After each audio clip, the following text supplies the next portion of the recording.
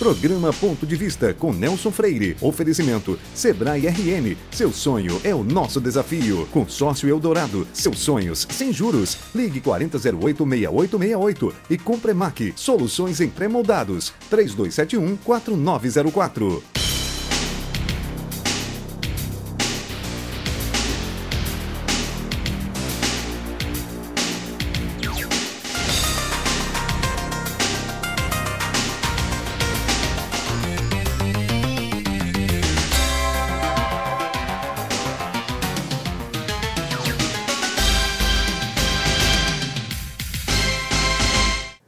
O governo do Estado promoverá no mês de abril uma reunião de trabalho para discutir a questão do Porto de Natal. Empresários estarão presentes, junto com autoridades da área, a CODERN, a classe política e muitos estudiosos que debaterão juntos esse assunto. O que fazer para melhorar as vias de escoamento das nossas riquezas é um tema atual e urgente. O Porto de Natal é problema que precisa ser resolvido logo, antes que fiquemos literalmente condenados a ver navios. Apenas isso. E o pior, para sempre.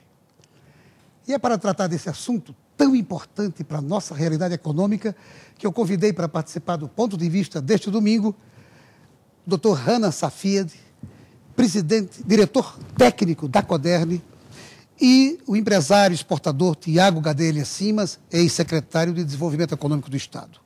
Eu queria inicialmente agradecer a vocês por terem aceitado o convite de participar conosco desse programa, que com certeza o nosso telespectador vai estar muito atento, porque vai ser muito elucidativo para esse tema tão fantástico que é o Porto de Natal e a economia do Rio Grande do Norte. Hannah, começar com você, qual a importância estratégica do Porto de Natal para a economia do nosso Estado?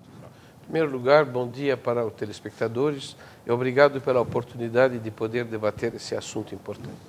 O Porto de Natal, primeiro vamos ver qual é a função de um porto. Um porto é uma infraestrutura que, nesse caso do Porto de Natal, é uma infraestrutura do governo federal posta à disposição da economia do Rio Grande do Norte para o desenvolvimento socioeconômico do Rio Grande do Norte. É uma infraestrutura extremamente importante. Ela está atualmente colocada na margem direita. A cidade quase exprimiu o porto e deixou pouco espaço para o porto, de tal maneira que, digamos, com todos os investimentos que podemos fazer no Porto de Natal, na margem direita, que temos uma maneira, por exemplo, podemos expandir o berço, construir um novo berço na direção norte, na direção da Petrobras. Estamos construindo agora um terminal marítimo de passageiros.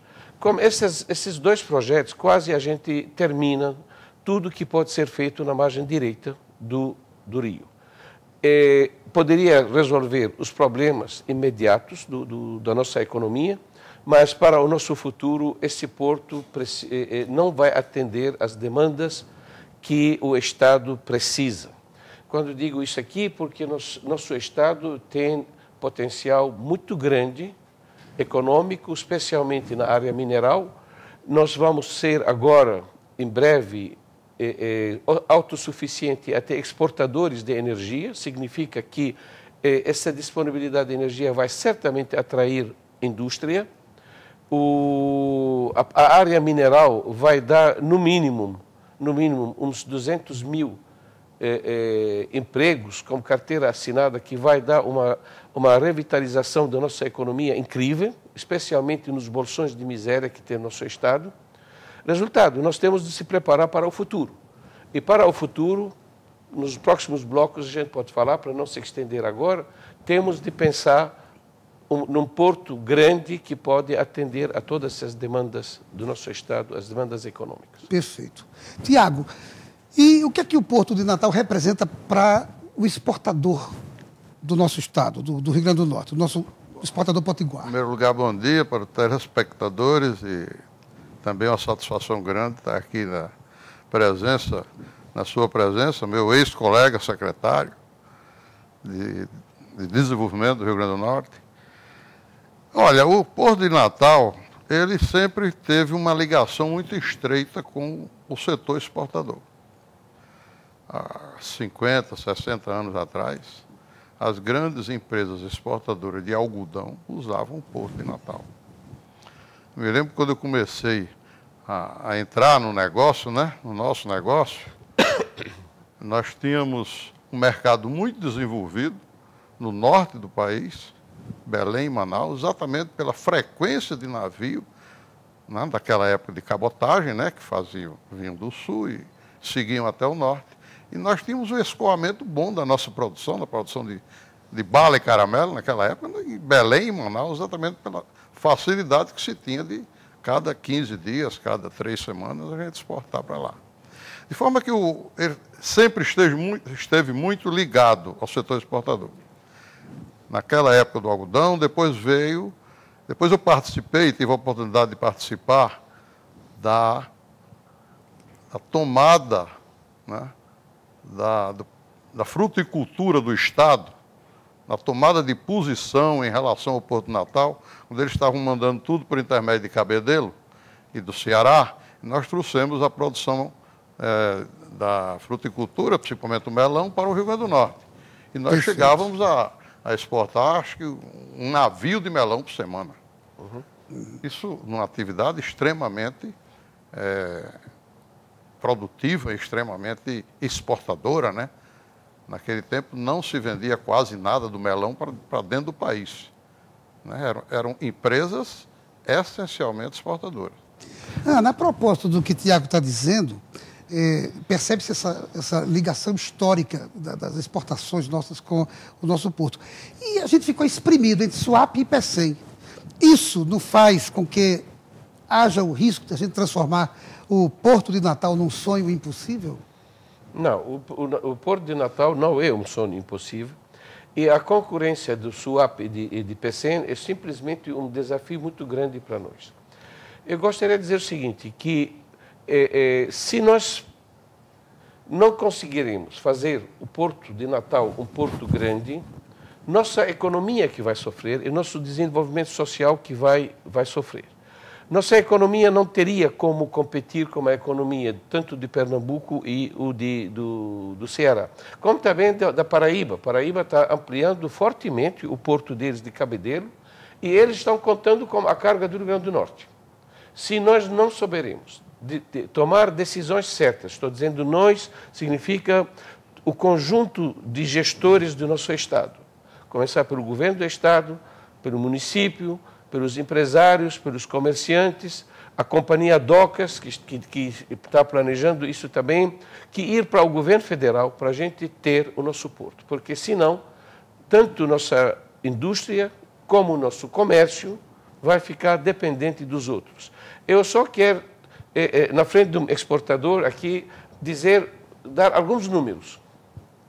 Um industrial em Natal, se tem um similar a ele em Recife, o industrial em Natal, para ele receber o container vazio do porto de Suape, por exemplo, e ová-lo aqui em Natal e devolvê-lo para o porto de Suape, ele vai gastar, no mínimo, R$3.000 no frete rodoviário, enquanto que o seu concorrente em Recife gastaria 500. Significa uma diferença de R$2.500 por cada container.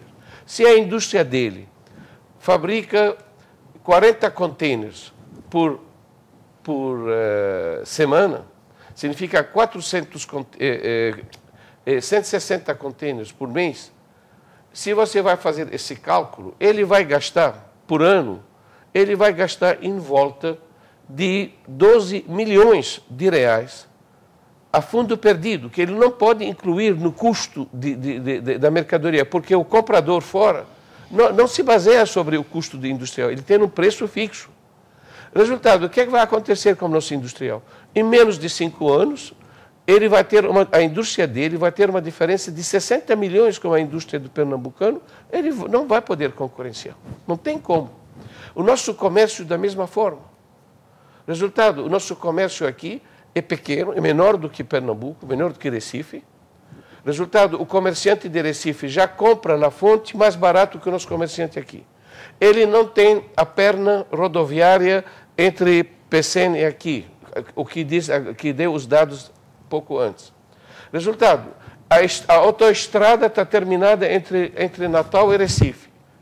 Como é que o comerciante de Natal vai concorrenciar o comerciante de Recife? Ele vai ter uma diferença de preço que vai fazer com que o consumidor, o comprador rio-grandense, vai ir para Recife fazer compras grandes e voltar aqui. Resultado, nós temos a responsabilidade, a obrigação de pensar o nosso futuro, construir o nosso futuro desde hoje, sem muitas filosofias em volta. Nós temos de ser muito pragmáticos, pés no chão, se unir todos, a classe política, a classe técnica, os empresários, todo mundo tem a sociedade, fazer um debate, tomar uma decisão e todos juntos trabalhar isso. Perfeito, Rana. Não saia daí, nós voltamos em instantes para o nosso segundo bloco.